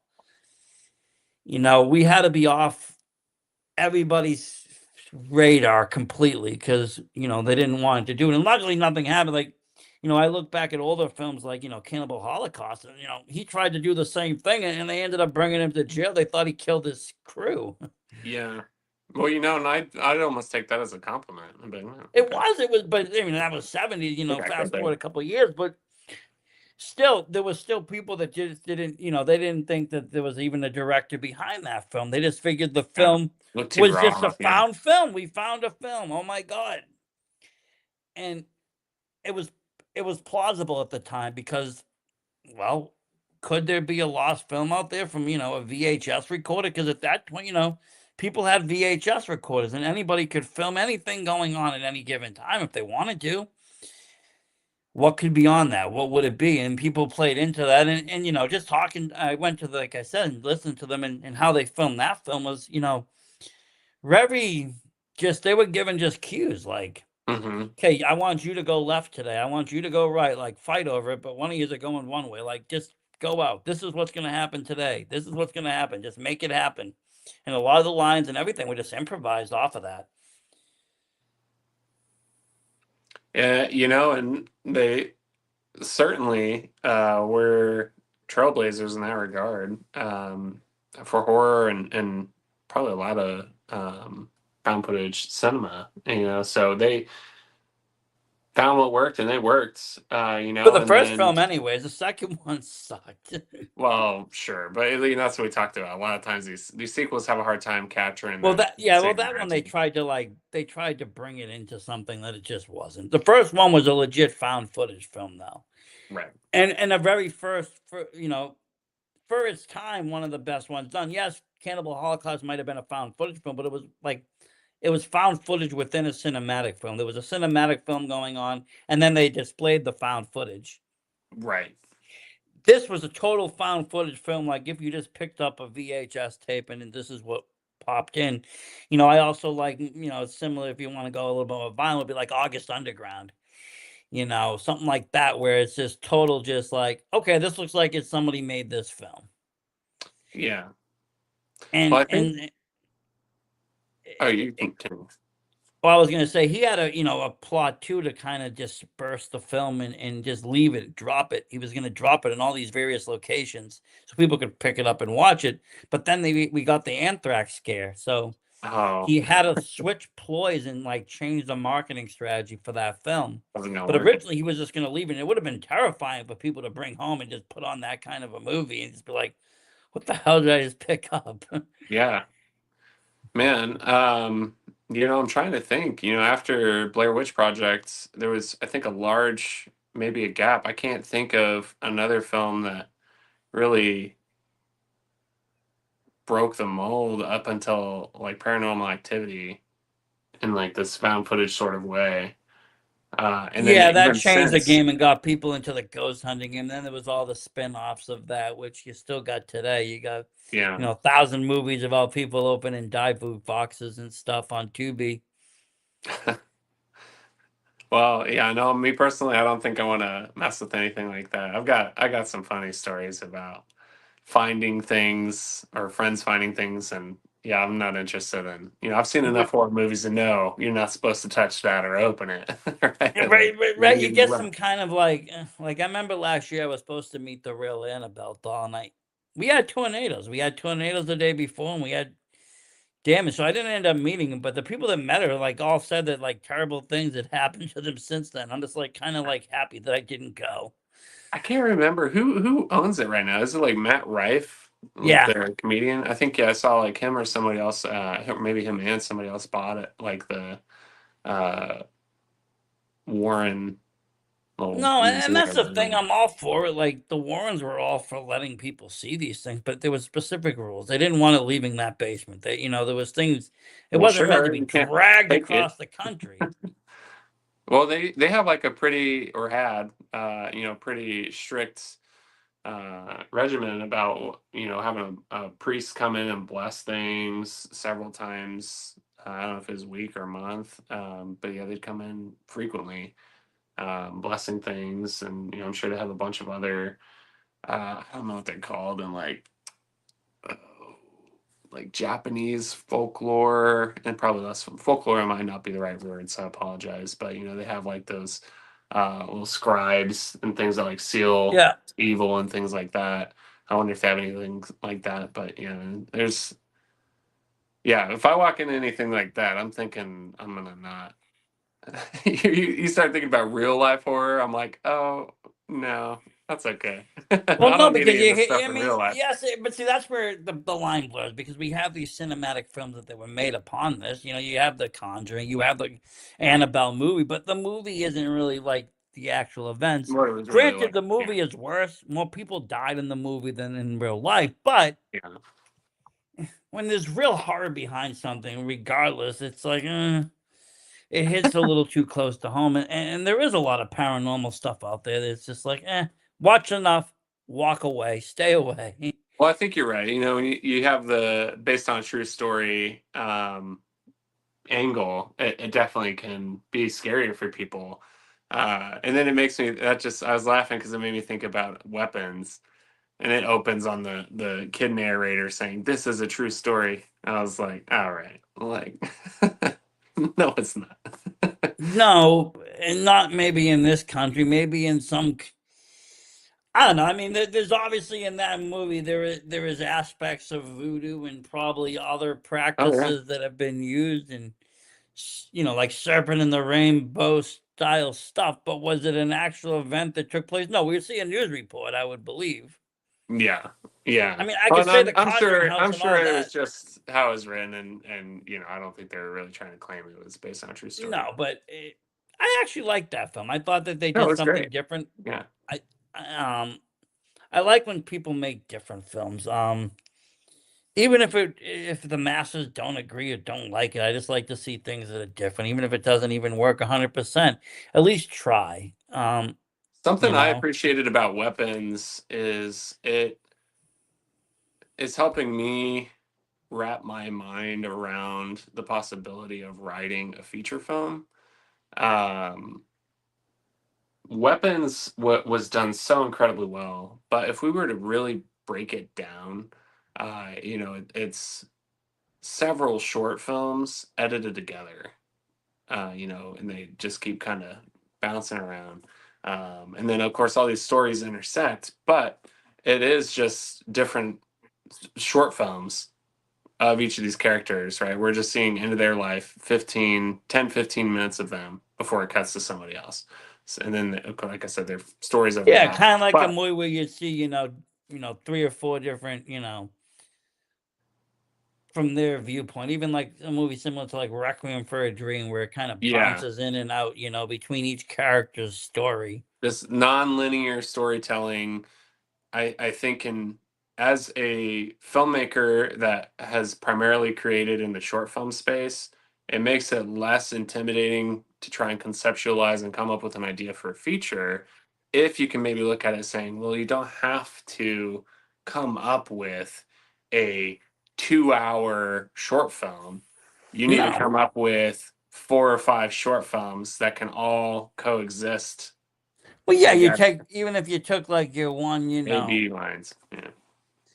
if you took your one short film there and then you jumped in and showed what happened to the parents from their point of view, you Correct. take that, you showed from Santa's point of view, breaking out and doing what he's doing, and then you show it from the little girl's point of view. You put all those together, all of a sudden you got an hour and a half and a 2 hour film. Exactly. Yeah. So, It's like, just building off your universe that you've already created and just elaborating it without having the mindset of, oh my God, I got to fill a 2 hour void. What am I going to do for a story? You already have the story. It's just a matter of making filler and adding micro stories or other storylines that intersect that one. yeah. And I think as independent filmmakers, that is quite possibly the way to go. This nonlinear storytelling where, you are kind of jumping between character and character because as an independent filmmaker, it's hard. This is more or less a hobby, right? And we could call it a hobby, and I enjoy It it. is. This is something I like doing, but it is not what's paying my bills right now. So I do have a Ah, day job, right? yeah, So I I have a have to go job to work. myself. I mean, So I on make films and I weekends, do internet stuff, but that's all fun. During the exactly. So day, on I do weekends, something else. we're filming, right? And we can film the little girl story this weekend. Next weekend we can film Santa's story. The weekend after we can film the parents' story. So then it's like easier, I think, as an independent filmmaker to think like that's how we can break up this production schedule instead of And thinking, even well, how are we budgeting, going to especially if be? you're flipping bills, it's like I can break it down. I don't got to come up with, this Yeah, huge lump sum for everybody to come out for 2 weeks. I can break this up into weekends, like you there said. you go. Yeah, make it a little. And then like like I said, I built a set in my basement. If that's your space you have, you can film what you need, break it down, build the next set, right? Like, I think the biggest thing you can do as an independent filmmaker, at least starting out, is to rein in your resources. So try to make it always for short films. Always try to make it as short as possible. Try to minimize locations. Try to minimize characters. Isolate the story to one incident, like one thing that's happening. Like don't try to like make it bigger than you need to, but um yeah, I think we think about films that maybe don't work, and it's people are just trying to do too The only much thing I and do too is I try to extreme. make it a little bit longer than I know it's going to be just because I know I'm going to cut Cut things it out. down or maybe find a tension point to cut out and then also have an alternative version that's longer because I am into that kind of like you hear about it later on. You people seek these things. They're like, "Oh my god, they got this version that got 13 extra seconds on this scene. I must see it." Becomes almost a novelty. But it's also easier to edit than because you can always take away. You really can't add, especially when you're done. There's no way to go back and add the footage. Yeah. Well, unless you're like saying like you're getting at, you can maybe have that extended scene that you can release Oh later. yeah, I mean if it's myself, but I'm saying if I've used other people, there's nothing more I Oh, can sure. Yeah, you can't do come with have it. them. So I It's a try lot to more use difficult to their bring it back scenes in. is get as much, and if even if it's over it, I can cut that down. Myself, Yeah. yeah, I mean, if I have to go in and do something, like you said, I don't have a wardrobe, it's my clothes. So I find what I was wearing in that shoot and I go back to it and I film whatever I have to do. And then, I set up tripods and so forth, but I think that's kind of the fun of it too, is seeing how I can make, a movie look like it was done in 15 minutes of a time span, but yet I filmed it in 3 days, in 3 different days, completely different days over the course of, 2 months. Yeah. But yet everything looks uniform when it's done because, you save the outfit, you put it away, you know what you're wearing, you try to, you know, mimic the lighting and mimic the time of day. I It think becomes, like I because said, it's almost a challenge too, especially if you're busy and you want to get it done. It's like you got your regular job, and then how can I still get my, I call it some of my pet projects out there. How can I get this done too? I do a lot of my own post production, and I think I really help myself out by trying to get all of the entirety of a scene completed. So I don't have to stress about trying to match lighting or hair or whatever it might be. I'm like, let's at least get this entirety of this part done. So then it's like continuity later. It's less of an issue, especially like we think about like color grading. Oh man, like that could be a huge headache. I'm just thinking how hard it would be and how hard it must be if you're talking about trying to pick back up and film something weeks or months later. So Well, I mean, seems like a I lot. mean, I don't mind the color grade, and I don't mind Da Vinci. I actually enjoy it, but we're talking. I'm not talking major things, but I'm just saying. I've done like I couldn't come up again. I guess the ending. So it took me a while to figure out the ending of my film. I had the beginning done. I had the middle done first. Then I added the intro and the beginning of it. And then I was like, okay, how am I going to finish this? I want to finish this, but I need to, keep it short as possible. My first film I did was like 20 minutes long and I hated it. Um, it just was running too long. The scenes were too long. So I had to cut it down. And I was like, "Oh, what can I do?" So I couldn't come up with an idea. And then one day, like I said, I was just hanging around. I said, I got it. My wife was like, got what? I'm like, I jumped out of bed. I freaking went downstairs. I had tripods, lighting. It was like You set it one all up. thirty, 1:30 in the morning. I'm setting everything up. And I'm like, okay, let me go. And like I said, I put it right back in and I tried to just I said, I shot everything in log, so it was kinda easy to keep the format back when I had Yeah. to keep the coloring. I didn't put no LUTs or anything on it when I filmed it. And so I had my presets set, so luckily it kinda looked good. It didn't look like it was totally 3 different, cameras or anything. Everything was still filmed with the same camera, but even just a change in, like, your coloring can make it look like it was filmed on something else. Yeah. Um, no, my first film I made, I used a 16 millimeter vintage camera, and it just I don't know, it just the saturation and everything I did with it, it looks terrible. The first part of the film that I shot, just the saturation and the contrast is just ridiculous. It's too black and white. Everything is kind of blown out. At first, when I did it, I liked it. I liked the look, but then I realized that I couldn't mimic the look throughout the whole film. I had forgotten what I used for settings, so there was Yeah. no way for me to go and figure it out again either. I tried color matching. I used all my programs I could to color match. Nothing was working on it, so I was like, "Okay, the rest of it's gonna look a little different." And I tried to make it look as much as possible, but then I was like, it's still not the same. The contrast, the color grade that I had filmed it in initially. That's why now I just do everything in either LUT or a very neutral color. I mean, in log or a very neutral LUT, so I don't have that issue of having to freaking go up and down with the scales too much, and I can grade Yeah. everything kind of uniformal. Well, yeah, and it can be just so stressful. But Feeling like you're I getting do what you like the need. post-production part. I like to sound things myself. I mean, I know a lot of people like to pass it off too, and maybe if it was a bigger production, I would, but I figure if it's my own and it's an 8 or 12-minute long video that I made, I might as well just put in the extra effort and finish it off.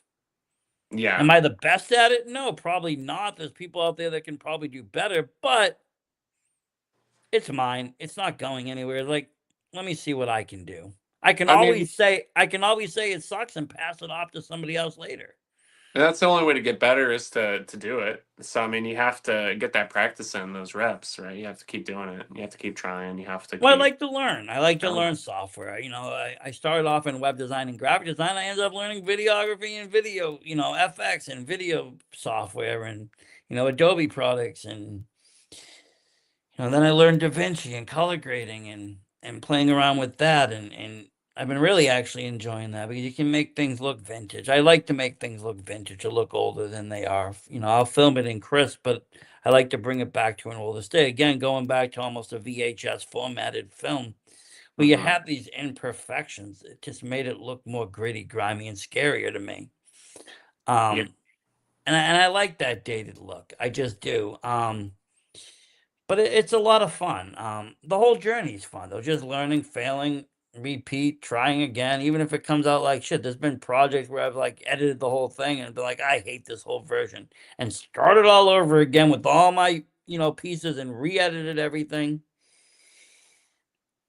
And it is what it is. Sometimes, like I said, it's the only way you're gonna learn. It's the only way you're gonna get better. It's the only way your work's gonna get better is if you keep doing it. I do believe in that. Well, they say, a story is made three times, once when it's being written, again when it's being filmed, and finally when it's being edited. So, yeah, usually you hit the editing floor and forget any, and it's hard to, separate yourself from your darlings and shots you really like and parts that you film that you feel really need to be in there. But when you're editing it, you have to like basically throw all that out the window and just make the best video or best film you can make with the footage you have available. Not even following the script anymore. It's just how can we make this the best story No, and possible? sometimes even being open to input. Like there's a shot I did that has a driving scene. And was it a little lengthy? Yeah, I was driving around a little bit. And somebody said, that movie would be a lot better if you cut out the driving scene. So I said, Yeah. okay, well that starts the film off. So what I did was, I have the video of me leaving the house, whatever, getting in the car, driving out, and as soon as I drive out, then I cut it to kind of where I find the pair of shoes, and it shows me driving along and finding, and I cut out about, like 2 minutes of me just driving around pretty much for no reason. I think sometimes, and it's good that you're receptive to that feedback because sometimes people either aren't receptive or they don't ever receive it. I also am a screener for a horror film festival in Colorado, and um, some of these films we receive, there are lengthy parts that need to be cut. And let's not talk about our darlings, things that we really liked that we filmed, and is like, is it serving the story? Because if it's not, it has to go. And that's where that term "kill your darlings" comes from. Sometimes you can really like a shot, it could be a beautiful shot, but it's like if it's not working for the story, you got to take it out. Um, and yeah, I don't know. Like I said, I don't know. Sometimes people aren't receptive to that feedback, or if they just don't receive it. See, I Um, cut it all out and then I call it a deleted scene and I put it there you elsewhere. go. So I Yeah, you figure can have it somewhere else. if I ever make a physical media, or I'll upload it to YouTube, it's like deleted scene number 101 or whatever, Or if and it's a people fun can watch idea, it you if they can. want. If it's a fun idea, you can slap it in the credits. I mean, there's even some times that I've released the unedited versions of shorts with its whole lengthy versions and boring and just wrote literally, or even done my own commentary. I decided to edit this out and this into this because I thought this part was too lengthy. Because as someone that enjoys film and such, I don't mind watching those versions. I've watched working versions of many films, and I enjoy that because they are, not edited right. The sound isn't right. Things aren't right. Shots get cut. Things get, shortened. I was recently watching the working version of Return of the Living Dead, and what we got in the end was pretty different. Yeah. But it's Well, cool to see that progress and where it goes, because you're right, it does tell three stories. You write it down in script and then you film it, but after you film it, well, there's many different ads. I mean, look at that. I mean, look at that Halloween. There's two different whole versions that it makes a film, one good and one bad. yeah. The director's cut was much better, in my opinion. The producer's Sure. cut, rather. I thought it was much better, in my opinion, and made the story much more and easily understandable for Michael Myers rather than what we got in theaters.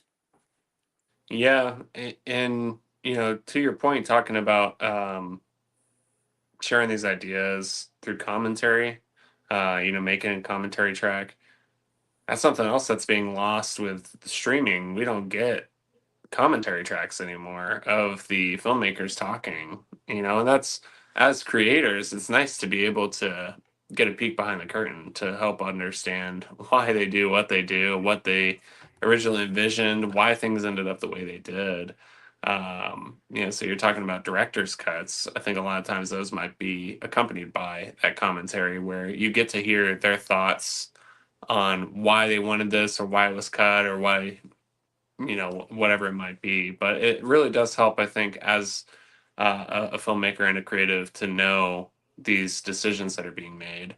And then it's nice too, these commentaries, because we don't really get to know any of these directors very well, right? We don't get to hear their personalities. We don't get to see how they respond to questions or what they're thinking. So it's really insightful to hear what these people you might admire, what they're thinking, where their heads at.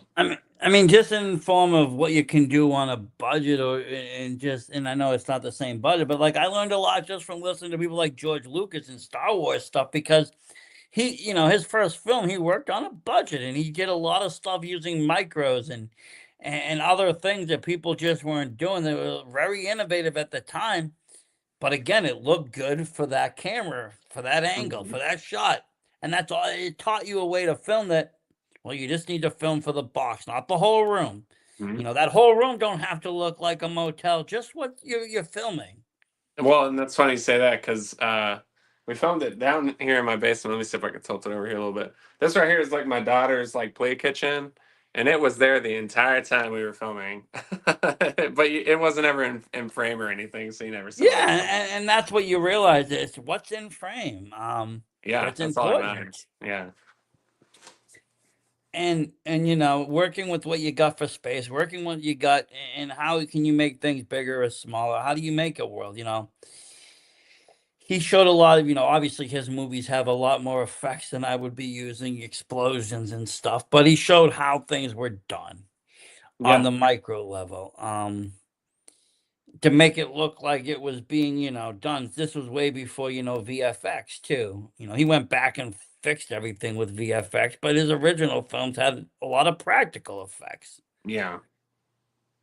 Well, like you said, I think I'm probably more in the practical effect camp. I just think practical stuff tends to look better. And that's not to say CGI can't look good. I just feel like CGI, man, it's quickly becoming a lost art. I I like it, cannot for like believe. intros, or you want to do lettering, you want to do Mm. something. I don't know. Like I said, if I'm making a scene, let's just say, and I need blood splatter, like, is it really that hard to splatter more blood myself instead of using a CGI splatter? I Right. mean, I can see it in quick action scenes. You see gunshots and stuff, and people use these little fucking bursts of blood. But yes, that's fine because you're seeing these people get shot. They're down. You're not seeing them again. But in horror, most of the time, you need to go back and see the wound. Yeah. And to see the wound with the special effects, it's more harder. It's more harder to sit there playing with tracking than it is just to do the physical effect. I mean, just to even track, if you were to try to track the candy cane scene, it's like you'd have to match every move this guy makes with that candy cane and make it really look like it's in there. And again, how much blood is too much blood? And VFX tend to go overboard with blood. Oh The yeah. coloring isn't right. Yeah. And it feels just outside of the world. It doesn't feel like it belongs.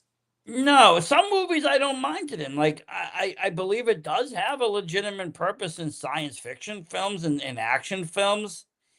I believe it can save time, and it just, again, you expect it to be there. These big explosions, maybe yes, okay, you can VFX it, but in horror, I don't know. I feel like the kills should be kills, otherwise it's not going to be so scary. Yeah. Yeah, I mean it just feels the practical effects feel and when they are real, more real. I mean, some movies When do you it get it. right. Don't get me wrong. Like the new It used a lot of effects, Pennywise and Yeah. Derry, but it worked in that. Granted, I love Tim Curry's version, and I think that movie has its own scariness to it because of the way they did the effects. Yeah. I But think I think breaking point for me is when it takes you out of the story. When you're watching and then you get to a point where you're like, "Oh, this is all CGI, or this is all green screen. You know, you're talking about Pennywise, Welcome to Derry. A lot of that was done on green screen, and it just felt very obvious when they were on a green screen, and you know, interacting in that regard. So um, it took I'd say watching that it did take me out of the story. Did it ruin the enjoyment? I don't think so. I still really liked the series, but it did. You know, I when these things happen, you know, it shows the wide shot of the city. It's like, oh, that's fake. Or you know, it shows the CGI baby flying bat thing. I'm like, oh, come on, like, you know, certain things I did find myself asking why they didn't do it practically. Like, why didn't they do this for real? Time probably and money, and it's a Yeah. TV show. It was maybe the budget wasn't there. I don't know, I mean, you or know, maybe people HBO, they wouldn't. probably You had a know, budget. with the TV shows, I feel like some people just like, okay, we'll throw in a little effects here. Maybe they won't realize it. Maybe they won't know. I mean, the baby bat boy from hell still scared people. Yeah. Yeah, no doubt he was still scary. And I think too, like people are maybe more forgiving with TV. Um, and I think people are more forgiving with independent films for the most part. They're more forgiving because they acknowledge and know, you know, you, me, others are trying. It's almost a compliment when people maybe give a negative comment about certain practical effects that you or I might do. Um, I say it's a compliment because there's no way we're going to match Hollywood. So, you know, like, Well, no, did we I mean, try? Like I'm you not even saying, going to be like, able to match a mid-tier, independent filmmakers. I don't got 20, yeah. $30,000 right now to play with. Well, and sometimes, you know, independent filmmakers, we can do better than Hollywood. You know, we look at talking about Star Wars. There was somebody that was doing de aging, like Mark Hamill, for Luke Skywalker, making like a CGI version of him. And they ended up, I think, getting hired on by Disney to join and help them do some of these effects a little bit better, right? Because it's like, it's crazy to think, you know, nowadays we have computers that we can have at home that can surpass some of these things that Hollywood is doing. Um, just more accessible. But you know, that's a good thing too. You know, I think a Well, it's lot of all filmmaking accessible. I is mean, more even accessible right now, now. making the independent film is accessible. I mean, Yeah. back in the day, you'd be filming on film stock, and a film camera with film stock was very expensive. Yep. It wasn't something you could buy for $1,500 to $3,000 and shoot a good-looking film. And you can shoot a good-looking film with a $1,200 camera and some nice lenses. You know, You couldn't do that before. I think the most important thing, and the more I get into filmmaking, you know, all these short films, music videos, hopefully a feature someday. I just keep learning, and I think the most important thing um, over your camera is set design and more importantly lighting. I think your lighting having good contrast between the light and dark areas of your scenes is what is going to make your film look more cinematic. Unless of course Cookies for Christmas where you're doing like a flat lighting because you're trying to mimic Hallmark movies, but yeah, whatever you're doing, I think lighting is going to be key. Well, And yeah, you I mean, know, I think Italian Giallo's taught us that. I mean, the lighting is almost everything. It can change yeah. the whole perception of a movie. It can Oh make yeah. a movie. I think anytime somebody's asking like why doesn't my footage look cinematic, it's probably going to be lighting because we talk about depth of field and bokeh. Those things can help, but still like somebody can have those things and it does not look cinematic and it's because it doesn't have good uh light contrast between those light and dark areas, and it's surprisingly easy. It is a little bit, I think, gate. You know, we think about filmmaking. There is some gatekeeping, but it's becoming more accessible. There's a lot of tutorials and things online on YouTube where you can learn. And I think anybody that wants to learn, pick a shot from a movie that you really like. Pick that shot. just get a still frame, right? Try to match it as best as you can. And then if you're in a film community, you have some friends that are in filmmaking. There's Facebook groups, whatever it might be, Reddit groups, YouTube channels. You reach out to people. You say, "Hey, can you talk with me about this? Right, here's the picture I was trying to match. This is what I did." And then you guys can talk about why these don't look the same, and then do it again, and just slowly you start inching closer to where you're going to get to a point where you do line up with what you're trying to achieve. And I think honestly, it's all lighting, because you can get this look with your cell phone now. Yeah. It's just a People matter made of, features with cell phones that are being distributed. I mean, it happens. yeah. So I think when you're talking about um, filmmaking being more accessible today, I mean, a cell phone, this camera is better than any of the, film cameras that are, 50, 60 years old. Um, your cell phone's going to be a better resource than anything like that. So, I don't think we can use, I don't have a camera as an excuse anymore. It's like, gonna have to figure out something else to start saying you can't make a film for. But yeah, I think lighting Yeah. is so important, and then of course audio. I'm in post production right now, and I think in filmmaking you go in waves of really loving your project and then really hating your project. Right now, I'm kind of maybe at the bottom of hating. I'm about to start really loving it again. And I think what'll make me start loving it again, because I'm in the edit, so the audio, it's all disconnected because I haven't laid the room tone underneath to kind of connect everything. So it just sounds terrible. So I think, like I said, I think I'm about to start loving it again once I get that room tone in there.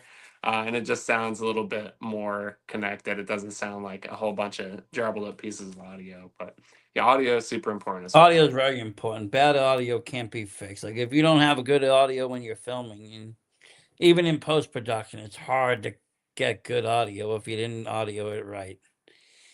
It makes me think about I think it's the end of this year, the Odyssey. Christopher Nolan's supposed to be coming out. And of course, he's big, big, big on those IMAX cameras. I heard they're very, very loud. So I don't know how they record dialogue with these IMAX cameras, because I'm thinking they have to do it all in like post, where they have to have people come in and have to ADR it. They have to re-say the dialogue into a microphone that's not being drowned out by this camera. That's a good question, I actually. don't know how loud they are. I just heard that they're loud. I'm like, well, how loud is loud? Like a lawnmower?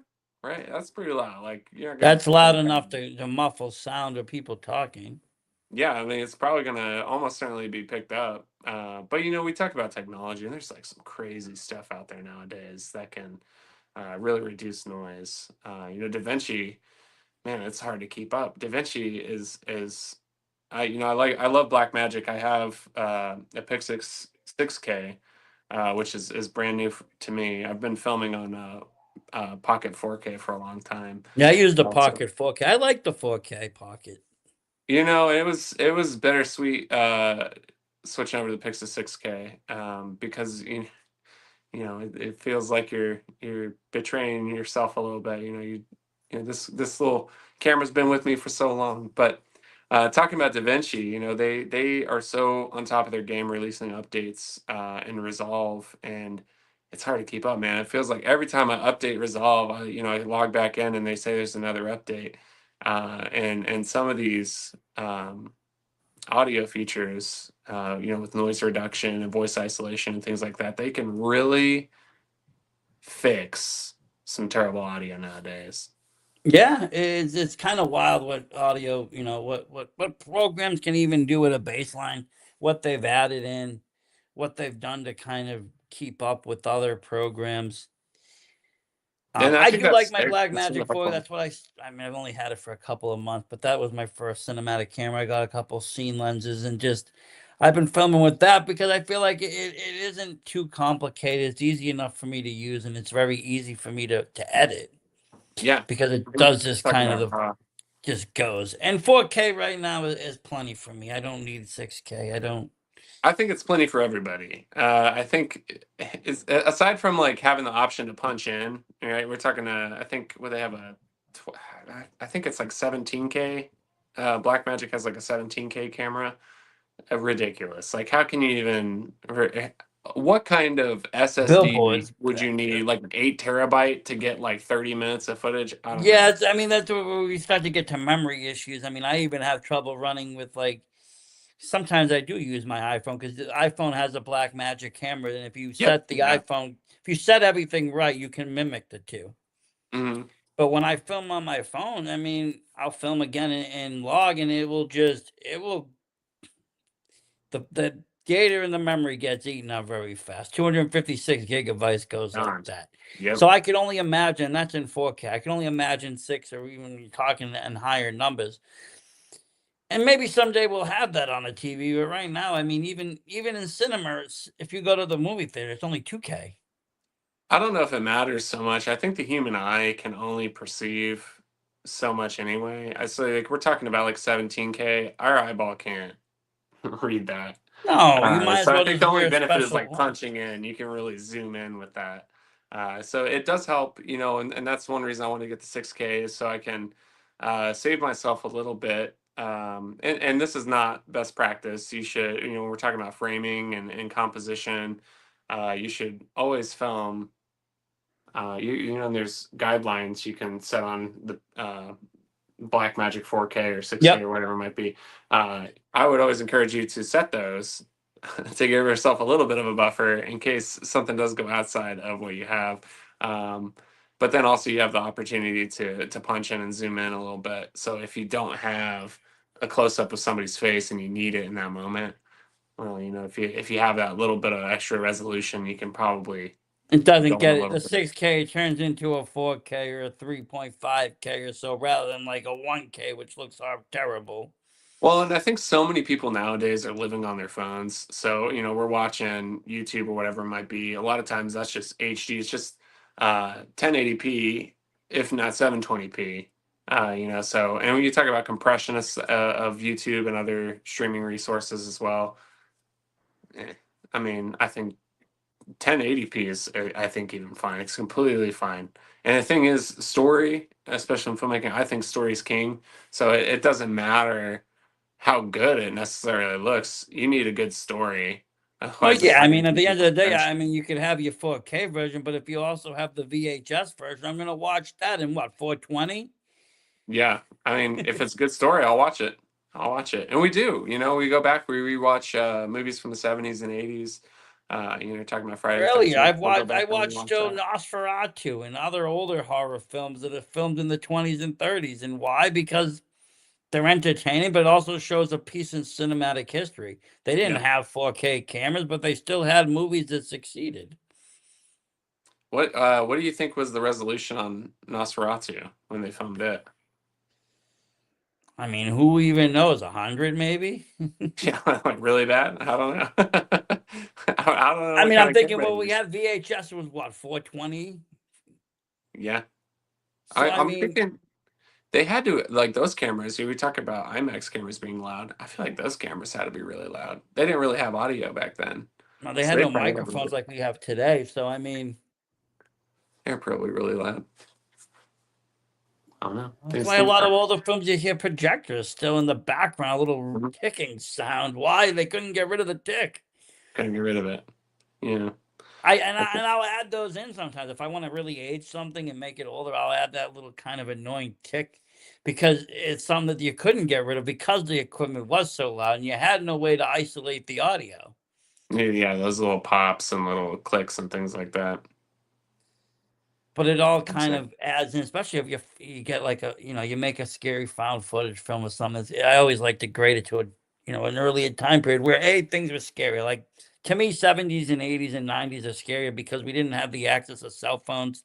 So if you get lost somewhere, you didn't have like, oh, let me just pull out my GPS and find like you had to pull out a paper map, and there was all sorts of things. Yeah. And there was no accessibility if you couldn't get to a phone to call 911. Well, you just didn't have it in your pocket. Yeah.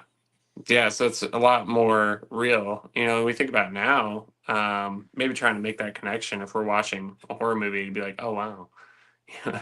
If this was now, we wouldn't have access to, like you said, calling the police or calling for help, asking for help. Don't know where you are, you get easily lost. You got to trust the kindness of strangers, right? When people are asking for help and they get in somebody's car, they don't know who they are. But it was still a time where strangers could get picked up. Hitchhiking was still relevant. People did it.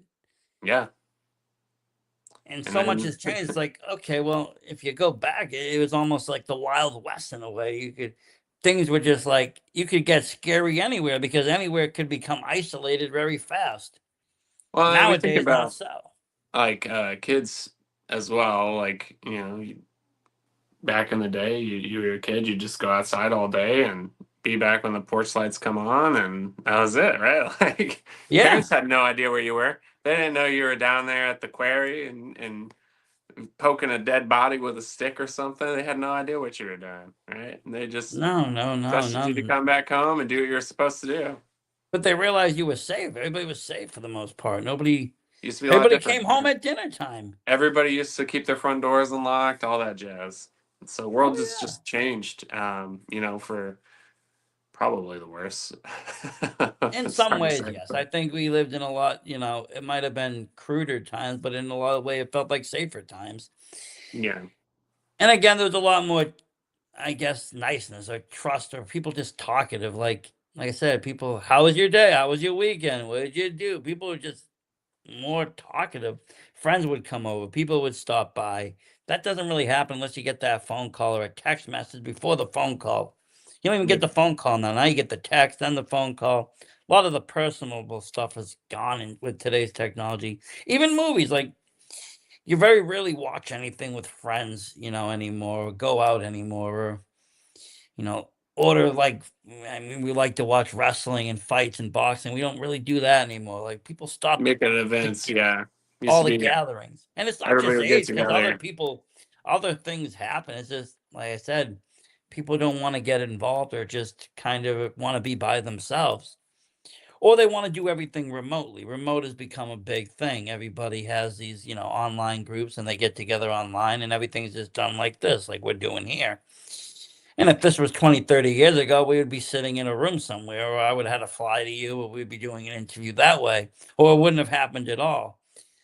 And in some ways, this is a great way to get to know people and have, people talk. You can come on and talk about your show, which you couldn't have done, years ago. We wouldn't have been able to have this technology to even have these remote meetings that could be broadcasted.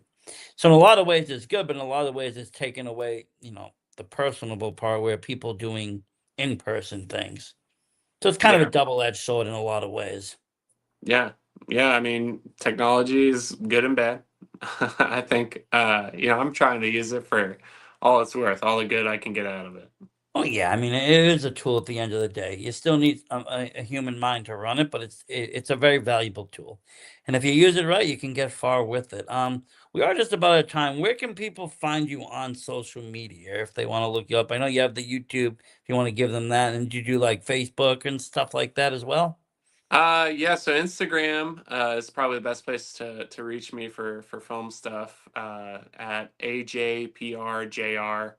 YouTube, I just changed my handle on YouTube. I don't even know what it is. If you YouTube my name, Adam Raynes, I should come up. Also on Letterboxd. So if anybody's watching this, if you go check out Cookies for Christmas, it's on Letterboxd. Leave a review, hopefully good. If you didn't enjoy it, maybe you can at least write a review that'll make me laugh. I don't know what But to not honestly. I don't know what to not to enjoy. It's everything you want about a Hallmark film with the perfect ending. I describe it as the perfect film because if you love Hallmark movies, you're gonna enjoy it, and if you hate Hallmark movies, you're gonna enjoy it. It's And those are the either two way, it's camps a of good. people: It's love or hate e- Hallmark.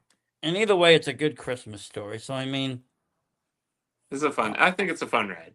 it is. It's a It fun is an movie. It's independent worth a film, watch. so anybody wants to check it out, I appreciate you supporting independent filmmaking and horror filmmakers at that. And thank you very much for talking with me tonight and letting me join you. Awesome. Anytime. And let me know if when you get some future projects going. If you do other films, shoot me some info. I'd love to see what else you do. If you ever do a feature or if you're ever into collabs or anything, let me know. I am around. And if you ever need anything else to talk about, you can always come on. I love to let my platform be a place for people to come on and share their, creativity and what they put out into this world. Because sometimes it's all about just letting people know that it exists or getting eyes and ears Yeah, on a product. Not so yeah, much no, making it, it's and out there. It's just we need people to listen or see it. I And sincerely sometimes, appreciate you doing that. sometimes things get a little flooded. So I always like to let people come on. Thank you very much, though. And thank you everybody at home for watching as always. You know, check out some of these things, we talked about. Like I said, you can go to the website. We'll post links in the description as well, where you can find it directly to YouTube. And you can check it out. Leave some comments for the guy and give subscribe. Thank you everybody for watching. Stay Thank you. spooky. Like and subscribe.